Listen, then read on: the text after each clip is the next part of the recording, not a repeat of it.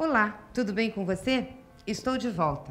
Queria pedir para você curtir nosso canal, se inscrever, acompanhar as atualizações. Sempre tem assunto novo por aqui.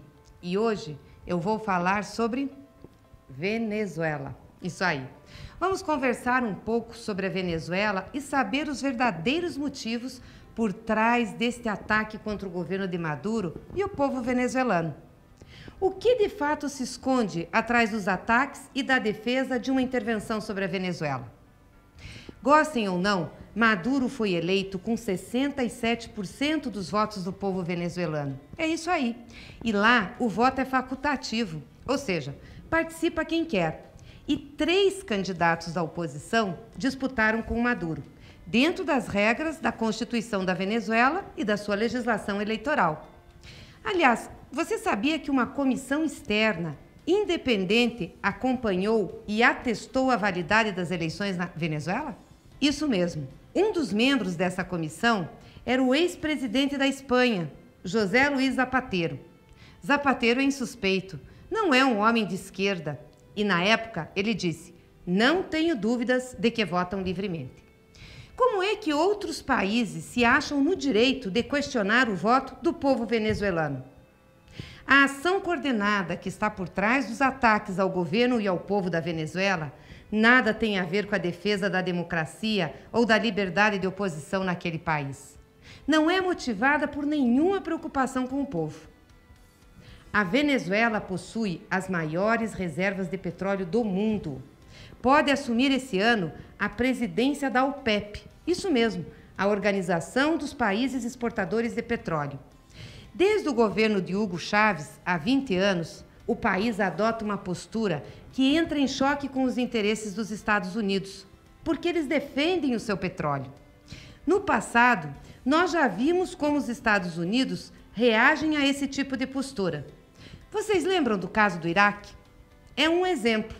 Em nome de defender os direitos do povo e instalar a democracia, os Estados Unidos invadiram o Iraque. Mais de 250 mil pessoas morreram e cidades foram totalmente destruídas. O rastro que ficou foi de fome, miséria e destruição. E agora, como estão? Tem democracia? O povo está bem? Os problemas acabaram? Ninguém mais fala do Iraque. Mas os Estados Unidos estão lá, bem posicionados para o petróleo do Oriente Médio. Desestabilizar a Venezuela é a próxima meta. Trump e Bolsonaro são aliados nessa investida. Falam até em intervenção militar. Guerra, né, pessoal? Quem em sã consciência acha mesmo que a preocupação é com o povo? Se fosse isso, por que não estão falando da fome no Iêmen? Por que hostilizam os migrantes? Será que foi a mesma preocupação com os direitos humanos que fez Trump enjaular as crianças como animais? A nossa Constituição, a Constituição brasileira e a tradição diplomática no Brasil se baseia no diálogo, nas soluções pacíficas e na não intervenção. Nossa política internacional é pelo respeito às nações soberanas e à autodeterminação dos povos. Quando George Bush quis envolver o Brasil na guerra do Iraque, o presidente Lula reagiu com altivez e disse para ele: "Nossa guerra é contra a fome". As dificuldades por que passa a Venezuela só foram agravadas pelas sanções e bloqueios impostos pelos Estados Unidos e seus aliados. Não foi a preocupação com o sofrimento do povo que fez a Colômbia se recusar a vender remédio para o governo venezuelano, mesmo este tendo dinheiro para pagar.